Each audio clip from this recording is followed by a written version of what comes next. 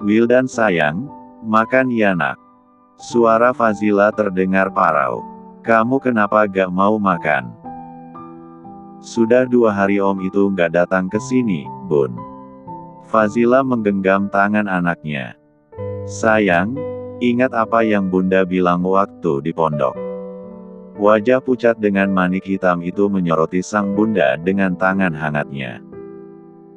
Bibir Wildan yang pecah-pecah itu berucap, Bun, Wildan cuma mau ngerasain punya ayah. Apa Wildan salah? Fazila terisak.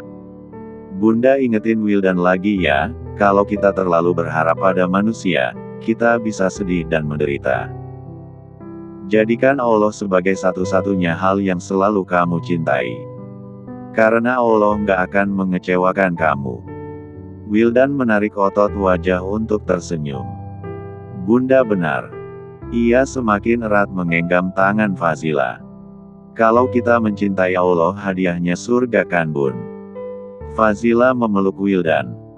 Iya sayang, jadi jangan terlalu berharap cintanya manusia ya. Ingat Allah selalu ada untuk kamu, walaupun sesuatu itu nggak sesuai dengan keinginan kamu, pasti Allah ganti dengan hal yang lain yang lebih baik. Wildan mengangguk. Terima kasih Bun. Wildan mau zikir aja deh. Supaya rasa sakit itu hilang. Terima kasih sayang, kamu sudah mau mengerti dengan keadaan ini. Ayo buka mulutnya dan makan sekarang. Wildan membuka mulut dengan riang. Tanpa dua beranak itu ketahui, ada yang terisak mengoyak hati menonton hal yang menurutnya begitu getir. Wildan menyipitkan mata saat wanita parubaya itu ada di ambang pintu masuk. Kenapa sayang? Fazila menengok ke belakang. Tante. Ia menelan ludah. Sayang, kamu makan sendiri dulu ya, bunda sudah harus bekerja. Kalau Wildan ngerasa sedih atau sakit, tahu kan harus apa? Iya Bun, Wildan harus ingat Allah, doa dan zikir.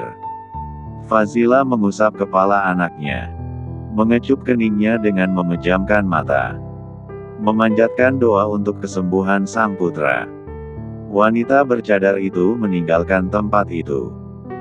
Dia menemui Maryam yang sudah menjauh dari ruangan tadi. Tante, ada apa? Fazila mendekat. Fazila. Raungan Maryam menggema di lorong gedung yang kosong. Memeluknya erat. Fazila masih belum mengerti apa yang terjadi dengan ibu dari CEO itu. Mama sudah tahu kamu adalah Fazila Niskala.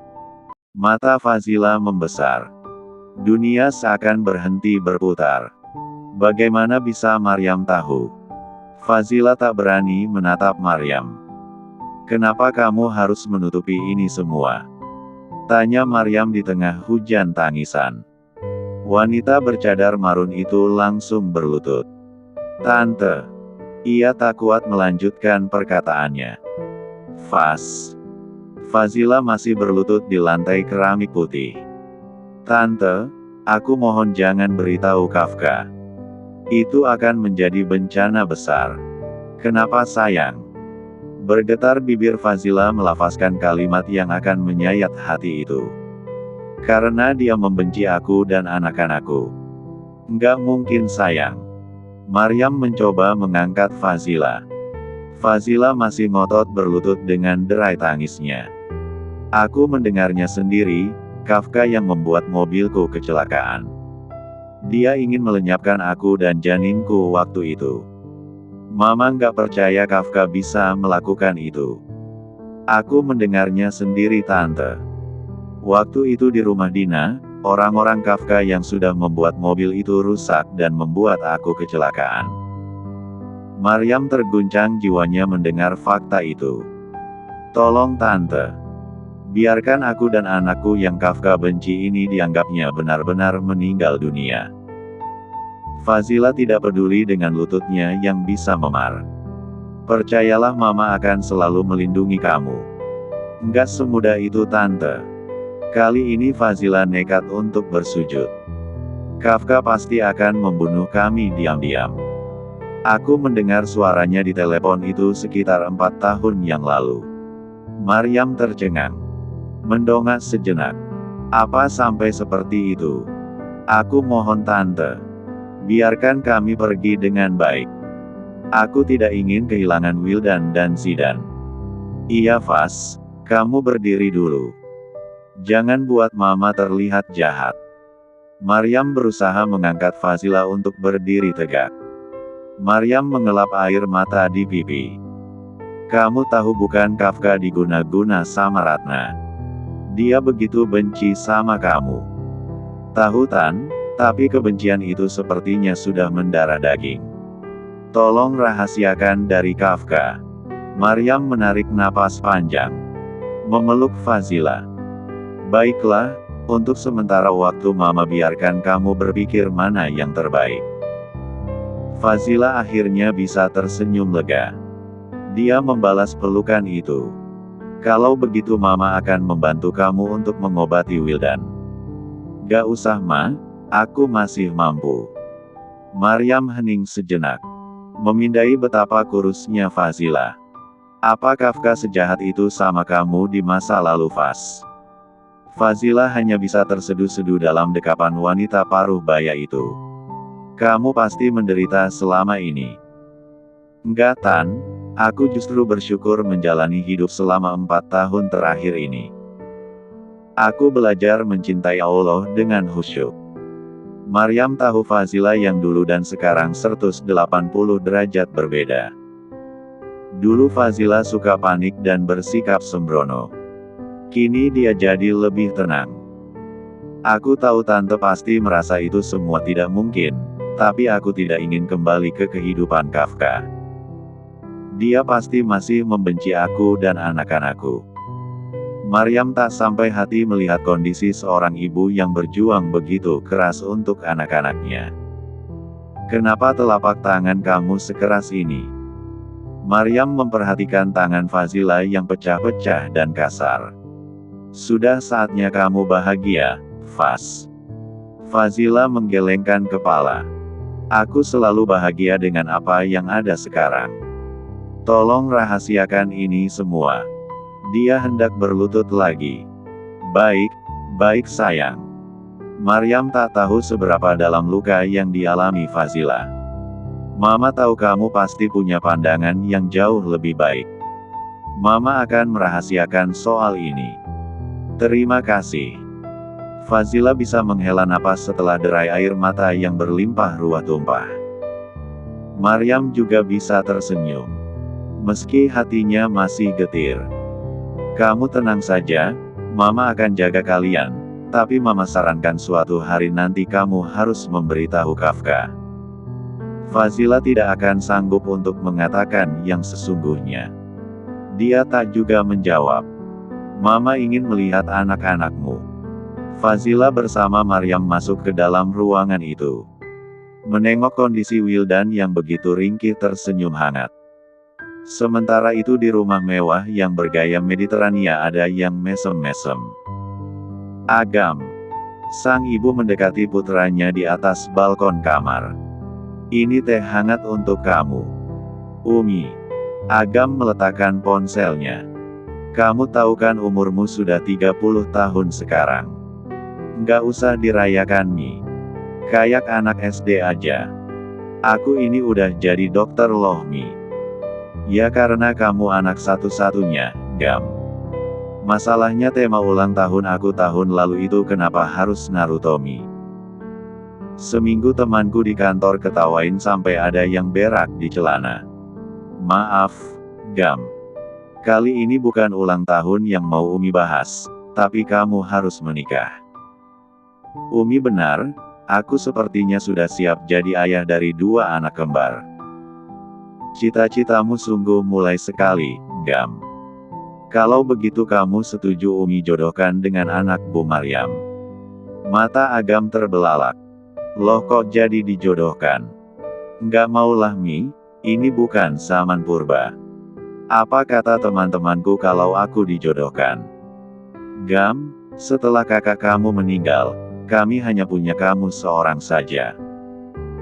Rumah sakit milik keluarga kita harapan kami, kamu yang urus dan kamu menikah dengan wanita terbaik. Wanita terbaik menurut Umi, tapi kalau aku nggak cinta gimana Mi? Makanya kamu kenalan dulu. Dia bercadar loh nak, mamanya bilang dia orang yang sangat cantik, rajin, dan yang penting salihan. Umurnya 25 tahun. Oh iya, namanya Haura. Agam berdiri dan berdecak. Menatap langit malam dari balkon itu. Umi nggak perlu repot-repot untuk jodohin aku sama si Haura itu. Loh kenapa? Aku sudah punya calon yang tepat untuk menjadi istriku. Siapa? Kamu selama ini nggak pernah kenalin ke Umi, terakhir kali 5 tahun yang lalu, mantan kamu yang penyanyi dangdut itu Umi benar-benar nggak respect loh. Umi, calonku yang sekarang bukan lagi penyanyi dangdut. Sebelum penyanyi dangdut, kamu juga punya mantan model seksi yang beda agama. Umi nggak mau kamu menyesal dengan selera kamu yang beresiko itu. Dulu juga kamu waktu SMA pernah pacaran sama ibu kantin yang janda beranak 3. Tapi dia cantik Mi. Cengir Agam. Calon istriku ini pokoknya beda. Dia pasti sangat cantik, pakai cadar, santun, solihah. Bonusnya punya 2 anak lelaki kembar lagi, Mi. Apa? Wanita itu melotot. Menepuk bahu kekar anaknya. Tuh kan apa Umi bilang, kamu ini kalau pilih pasangan memang suka yang agak ekstrim. Jadi dia janda maksud kamu hah? Apa salahnya Mi? Dia lebih baik dari mantan-mantanku Mi. Aku berani jamin. Wanita itu melongos pasrah. Begini saja. Kamu kenal dulu dengan Haura dan kamu bandingkan dengan gebetan kamu yang baru ini. Tapi aku maunya sama Fazila. Dia wanita yang benar-benar istimewa. Ibunya berdecak. Ya sudah bawa dia ke rumah ini. Agam nyengir lagi. Tapi aku baru ketemu 2 kali dengannya. Astagfirullah Agam, Agam.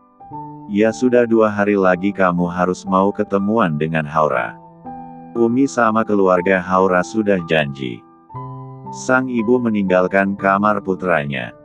Umi, nggak bisa gitu dong. Aku nggak mau ada perjodohan. Aku sedang berusaha untuk mendekati Fazila. Tapi kamu harus tetap ketemu sama Haura. Titik. Ibunya meninggalkan ruangan itu dengan menghempaskan pintu. Agam berpikir cepat. Dia harus mendekati Fazila dengan gesit. Sementara itu Haura yang baru pulang ke mansion menatap sang ibu. Mama kenapa? Haura tahu pasti ada kabar buruk dan baik dari mimik Maryam. Apa sesuatu? Sebab tak biasanya Maryam menunggu Haura di ruang tamu. Nak. Maryam memeluk Haura. Keluarga Agam sudah setuju untuk bertemu. Maksud Mama? Haura memicingkan mata menatap sang ibu dengan gamis hijau. Maryam mengelus kepala anaknya yang ditutupi hijab warna pinat. Kamu ingat seminggu yang lalu Mama bicarakan soal pernikahan kan? Apa Mas Agam yang Mama bilang itu setuju untuk ta'aruf? Alhamdulillah begitu Ra. Kamu setuju kan? Kalau kamu udah ada calonnya, Mama bisa batalkan kok. Nggak usah Ma. Insya Allah kalau ada jodoh aku akan mencoba. Lagi pula aku sudah siap menikah. Aku akan berusaha mengenali Mas Agam sebaik mungkin. Maryam mengelus kembali kepala sang anak. Semoga kamu diberikan kemudahan dalam mencari jodoh dan pernikahan nanti Ra. Mama berharap masalah kakak kamu juga bisa selesai. Tapi bukannya Kak Kafka mau menikah. Itulah yang dikhawatirkan Maryam. Dia takut jika Kafka ngotot menikahi wanita yang suka main dukun itu. Permasalahan Fazila juga Maryam belum bisa memutuskan. Namun, dia masih menjaga amanah Fazila untuk merahasiakan kebenaran. Mama kok bengong? Astagfirullah, maaf Ra. Ayo kita makan malam dulu ya. Keduanya beranjak ke ruang makan keluarga. Sore itu Fazila dijemput oleh Dina dari kantor Kafka. Kafka melihat ada HP Fazila yang tertinggal di meja. Dia hendak mengejar, tapi sayang wanita bercadar itu sudah masuk ke mobil. Fazila pula tak sadar ponselnya tertinggal di meja kantor. Faz, ya Allah, hari ini cukup menguras emosi banget di persidangan. Dina menyetir dengan fokus, tapi mulutnya masih mampu cuap-cuap. Gila ya pernikahan zaman sekarang. Memangnya kenapa, Din? Fazila menoleh pada wanita yang mengenakan blazer hitam. Dina menoleh menengok Fazila begitu teduh mengenakan cadar warna navy. Tadi aku punya klien bapak yang sayang banget sama anaknya. Gak tega gitu, dia sewa pengacara sampai jual tanah. Memangnya kenapa? Klien aku ini bapak umur 60 tahun, dia punya anak umur 23 tahun, terus si putrinya ini menikah dengan cowok mokondo, judol, dan pemalas. Gara-gara faktor ekonomi sih. Putrinya ini gantung diri sama dua anaknya. Dia mau nuntut tuh menantu hukum mati. Astagfirullah, innalillahi. Aku tahu posisi perempuan itu pasti sulit, tapi bunuh diri itu sudah jelas neraka tempatnya. Memang ini ada sedikit banyak salah suaminya sih, tapi kita juga harus introspeksi diri. Kamu benar. Tengok Dina sejenak ke samping. Aku belajar bahwa segala sesuatu tidak akan menjadi buruk kalau kita bisa membuat keputusan-keputusan yang benar dalam hidup. Makanya dalam Islam kita punya cara untuk menetapkan pilihan dengan benar seperti salat istikharah dan selalu libatkan Allah dalam segala urusan. Siap Bu Ustazah. Dina nyengir. Faz, itu siapa? Ia menyipitkan mata saat ada Agam yang sedang menunggu di depan pintu gerbang rumah. Mas Agam. Wah cakep nih, Masya Allah tabarakallah. Kayak vibes cowok di drama Turki itu loh. Cuma gak brewokan aja. Tapi kok dia bisa kesini ya? Fazila menggaruk kepalanya. Mau apa ya dia? Jangan-jangan mau ngelamar. Sembarangan kamu, Din. Ya terus mau ngapain? Masa mau ngebenerin genteng kamu yang bocor? Waktu itu aku ketemu sama dia di TPA, terus buru-buru pulang, aku bilang mau ngebenerin genteng. Apa iya? Dina mengangkat kedua bahunya. Assalamualaikum Mbak Fazila. Agam merapikan kemeja hitamnya. Saya udah bawa perkakas buat bantuin Mbak benerin gentengnya loh. Kasian Mbak harus ngebenerin genteng sendiri. Mas sekalian genteng rumah saya juga, ledek Dina. Saya ini dokter loh Mbak, bukannya tukang genteng. Cuma saya kasihan sama Mbak Faz kan single nih.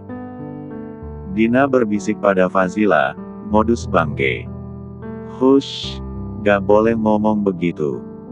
Saya tadi wambak loh, kok gak dibalas. Ya Allah, HP-ku. Fazila menepuk jidat ringan. Tanpa mereka ketahui ada api yang begitu panas siap membakar diri memandangi dari mobil. Siapa pria itu? Kafka mencengkram ponselnya dengan kuat. Tiba-tiba ada pesan di HP Fazila. Mas Agam. Nadanya tinggi. Rahangnya mengeras. Siapa lelaki ini? Tak sadar Kafka sudah melempar ponselnya yang berdering. Prak. Ponselnya yang berdering itu pecah karena menerpa dashboard mobil. Astagfirullah. Kafka mengusap wajah karena tak tahu kenapa dia tiba-tiba emosi. Ratna, pasti tadi dia. Mungkin dia sudah menungguku di sana. Ponsel Fazila berbunyi lagi. Fazila rupanya mengetuk pintu mobil Kafka. Kafka terpaksa keluar dari mobil itu dengan wajah sekecut jeruk lemon. Pak Kafka. Siapa lelaki itu? Ekspresi Kafka seperti seorang suami yang sudah memergoki istrinya selingkuh. Murka. Agam dan Dina ke arah Kafka juga. Dasar perempuan gampangan. Begitu mudahnya menerima pria asing. Kafka melempar ponsel lalu masuk ke dalam mobil. Astagfirullah, Pak. Faz, kenapa? Dina lekas ke arah Fazila. Fazila menggelengkan kepala. Aku nggak tahu kenapa Pak Kafka gituin aku. Dia bilang kamu apa? Perempuan gampangan. Dina malah senyum-senyum. Ih kok senyum? Fazila menyipitkan mata. Kayaknya ya, Kafka cemburu deh. Hah? Fazila rasa itu tak masuk akal. Kafka pula membawa mobil itu secara ugal-ugalan. Tak tahu kenapa suasana hatinya jadi buruk di hari itu. Saat tiba di rumah Ratna, dia sulit mengendalikan wajahnya untuk tampak netral. Sayang kok kamu kayak kesal. Ratna mendekat dengan mini dress putihnya. Kamu minum dulu deh, aku ambilkan air putih ya. Ratna ke dapur lalu kembali memberikan gelas kaca panjang berisi air mineral. Gluk, gluk, gluk. Suara Kafka meneguk air itu begitu tragis. Uhuk, uhuk. Kok kepalaku pusing. Kafka merasa pandangannya mulai gelap. Ratna tersenyum penuh kemenangan. Kafka benar-benar merasa minuman itu aneh sekali. Ratna tersenyum puas karena Kafka masuk ke dalam jebakannya. Dia menaruh jampi-jampi ajian agar Kafka menuruti semua keinginannya. Sekarang dia pingsan, aku akan mencoba cara ini dulu. Cara ini lebih halus dan Kafka tidak akan curiga. Ratna menyilangkan tangan. Mengingat dukun yang ia temui di Kalimantan beberapa waktu lalu mengatakan, guna-guna dari air itu akan bekerja setelah yang meminumnya pingsan. Kalau seperti ini aku tidak terkesan menjebak Kafka. Ratna mondar-mandir. Cara yang satu itu bisa bikin Kafka benci sama aku. Aku tidak bisa terlihat buruk dengan menjebaknya seperti itu. Wanita berambut pendek itu menghitung menit demi menit jam bulat di dinding bercat putih. Sekarang aku harus mencari cara agar Fazila bisa hancur. Dia begitu dekat dengan Kafka. Aku tidak akan pernah rela. Membayangkan Kafka berduaan dengan Fazila saja sudah menciptakan erupsi emosi dalam dirinya. Apa aku perlu menyantet dia? Ratna menggigit kukunya. Tapi tampilannya sudah lebih agamis. Apakah akan mempan? Ratna ingat sekali saat dia menyantet Maryam, tidak mempan sama sekali. Sialan, kenapa mereka harus tobat sih? Seharusnya mereka tidak dekat dengan Tuhan. Ratna menarik rambut yang berada di dekat ubun-ubun. Apa aku lenyapkan saja wanita itu lagi?